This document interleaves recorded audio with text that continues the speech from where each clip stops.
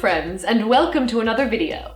Today I'm going to be talking about why I left BuzzFeed. This is a very requested video topic. A lot of you guys have been asking me about this, and I want to be as open and honest as possible with you guys. I did leave BuzzFeed about 6 weeks ago, right at the end of January. I wanted to wait to make this video just until all the videos that I was in that were like pre-recorded with me in them were already posted on BuzzFeed's channel, so there was no confusion about that. Just in case there's anyone watching who doesn't know me, I was a video producer at BuzzFeed Video. I worked there from April of 2015 until the end of January of 2017, and I worked exclusively on this show called Ladylike from October of 2015 until when I left in January of 2017. So before I get started, I just want to say that these are the reasons why I left, not necessarily the same reasons why someone else may have left or reasons why someone else might not stay. I'm not trying to speak for anyone else but myself. BuzzFeed is a pretty big company with a lot of different types of jobs and a lot of different teams, and some of the things that I experienced that made me want to leave, someone else might not even experience. A lot of people at BuzzFeed also have different backgrounds and different career goals, so I respect everyone's decision to stay or not stay or do whatever they want with their careers. Everyone has their own path. I'm also not here to trash BuzzFeed or to nitpick everything I don't like about the company. I don't think there are a lot of people who like everything about the company that they work for or have worked for. I know that there might be some people watching for whom BuzzFeed is not their favorite thing, but I'm just here to tell you guys the reasons why I left and not to trash the company. So the overarching reason why I left BuzzFeed is to have independence. And for me, that means a few things, but I'll start off with transparency. And by transparency, I mean transparency and open lines of communication between myself and you guys watching. One of the main things that bothered me was that I was not supposed to communicate with you guys on YouTube. And what I mean by that is that we were told not to read the comments, but further than that, we were not supposed to reply to any comments in the comment section on the videos that we made. A lot of you guys might know how much I love talking to you guys on social media, but I was never allowed to talk to you guys on YouTube. So if there was a comment that I really loved or something I thought was really funny in the comments, I couldn't say that I liked it. And if there was a question or a misconception, I couldn't clarify anything. And I think that that's a big part of YouTube, being able to talk to the people watching. Another point on transparency is that there's really no clarity to the viewers about what video producers do at BuzzFeed and which videos they make. For example, a lot of people thought that I was an actress for BuzzFeed and didn't know that I not only made a lot of videos for Ladylike, I actually started Ladylike with Freddie. Because our names aren't attached to the videos that we make, people would often ask me to explain or answer for videos or even articles that were produced by other people that I had nothing to do with, that were sometimes made on the other side of the country or even the other side of the world. And that would often put me in a little bit of a sticky situation because I didn't want to speak for other people or what they had created.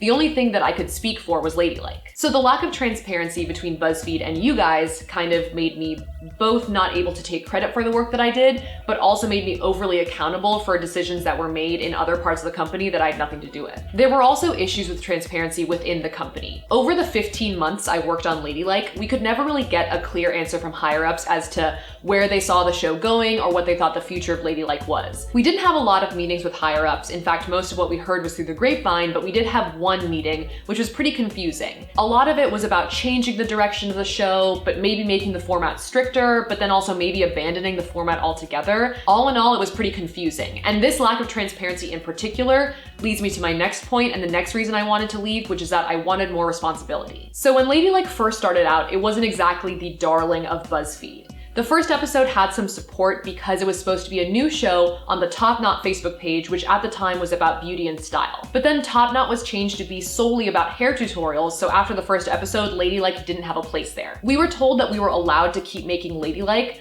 but it wasn't really a part of BuzzFeed's big picture plans. So Freddie and I kept making Ladylike episodes because we really thought that there was something there. And there were actually other people at BuzzFeed who really believed in Ladylike too and stepped in to help out, and we really all wanted to work on it and prove it. So over the next couple months, Ladylike began to gain momentum and was actually able to become a real team at BuzzFeed, which meant that we got more resources and we got a couple more producers put on the project full time, which was awesome and exactly what we wanted because it was finally becoming a thing. But as time went on, it felt like big picture strategizing and responsibilities were taken away from us. We were still expected to come up with the ideas for Ladylike episodes and produce a majority of them, but Freddie and I were not included in any high-level conversations about Ladylike. What I mean by that is like conversations about possible collaborations, partnerships, what's going to be on our Facebook page and our playlist, and things as small as like the branding, like what font we're going to be using. And that was pretty frustrating to me. And when I expressed my frustration and my desire to be included in those kinds of meetings, the answer was, this is how things are, this is the way the company works, and that's not your role. And that made me have to step back and realize that my job was video producer, and they were right, and that I was never gonna be able to get the kind of responsibility that I wanted at BuzzFeed. Another thing was this awkward dynamic where my name and my face were really associated with BuzzFeed and with Ladylike, but I didn't own any part of Ladylike, and I also wasn't included in any of the higher level strategy conversations about the show itself. So my real name and my face were associated with something that I had no ownership over. This kind of got into a sticky situation when the idea of creating merchandise with our names on it came up, because to me it felt like we were getting close to BuzzFeed being able to sell something under my name, which is not really what I signed up for. So when you agree to work at BuzzFeed, you know that you're not going to be owning the content that you make for them. I actually think that that's pretty common practice with companies like BuzzFeed and also in the entertainment world in general, especially early in people's careers. If you make a show and sell that show to a studio, the studio will own that show. Although in most cases, even if a company or a studio owns it, you still get credited, which is something that BuzzFeed doesn't do. But you make a trade-off when you work for BuzzFeed. You give them content and they give you resources. It's a job and it pays the bills. I have no question that making Ladylike on such a big platform was an amazing opportunity, and I learned so much at BuzzFeed, and I'm so thankful for all the opportunities they gave me and everything that I learned there. But I think there is a difference between them owning the content that I made for them, which is what I signed up for when I started working there, and them owning my name, which is a line that we didn't cross, but I think that we were approaching. And that's another reason why I left. I think in general, my goals and the company's goals just didn't align anymore. And I know to some of you guys, it might have seemed like an abrupt decision, but for me, I made this decision over time and it just felt like the right time to leave. For some people who work at BuzzFeed, having their own YouTube channel is not something that they're interested in. But for me, it's something I've been interested in for a really long time. And so that's what I did. I left BuzzFeed at the end of January, and since then I've been focusing 100% of my energy into posting videos on this channel. I just want to say I have no hard feelings towards BuzzFeed or towards anyone who works for BuzzFeed. I've been really loving being able to make my own videos and being able to connect with you guys more. And my only sadness with all of this is that I won't be able to work with the girls on Ladylike anymore. Freddie was actually able to be in a couple of videos on my channel right when I left BuzzFeed, but it doesn't look like that's going to be possible anymore, nor with any of the other Ladylike girls. Hopefully one day that changes, because I would love to have them on this channel and work with them again.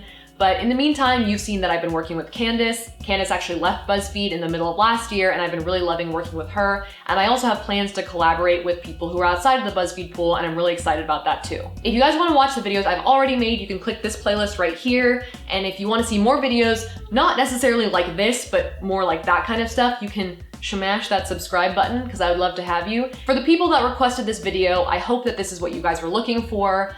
I will see you guys later this week with more regular programming. In fact, that'll be Tuesday, so we should probably film that like right now. But I will see you guys next time.